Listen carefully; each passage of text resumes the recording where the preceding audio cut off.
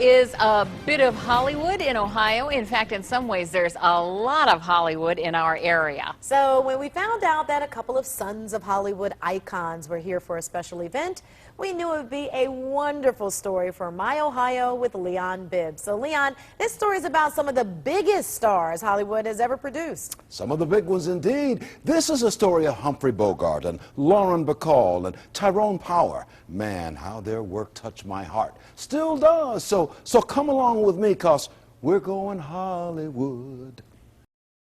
Hollywood unrolling. Big stars. Filmed drama at every turn of the Hollywood camera. And here, an indelible Ohio connection. More on that in just a moment.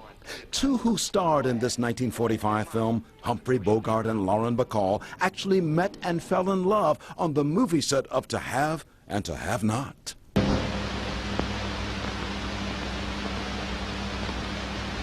What'd you do that for? I'm wondering whether I'd like it. What's the decision? I don't know yet.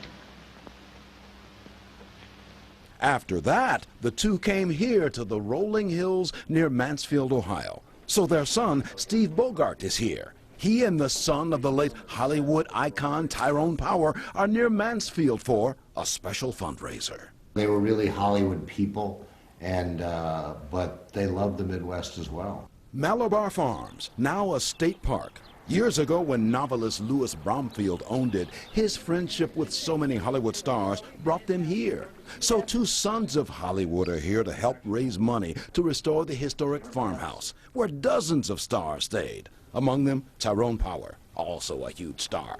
Malabar Farms was special for the stars, special now for the sons. This is a snapshot of who we were as a people in 1945. It was at author Louis Bromfield's home where Bogart and Bacall actually married. After the brief 3-minute ceremony, the new Mrs. Bogart remembers to toss her bridal bouquet.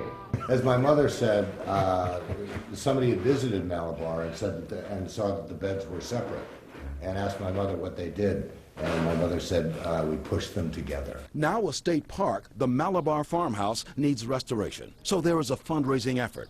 Bogart and Power, the sons, have brought their names to woo in the dollars, hoping to restore the house to its 40s, 50s splendor. I mean, this doesn't exist anymore.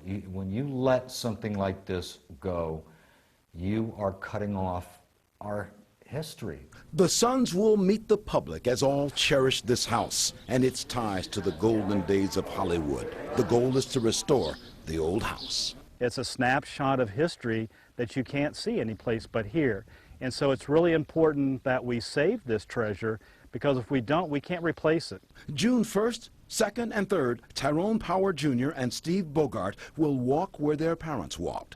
Ticket-buying fans can rub elbows with a couple of sons of Bogart and Bacall, and of Power too. Special stuff for me because I saw their fathers too, and how they tough-guyed the screen. I'm a fan of Hollywood movies of the 40s and 50s, especially movies made popular by Humphrey Bogart and Tyrone Power, when they play tough guys living on the razor's edge of life, guys with hat brims pulled low and gravel in their voices.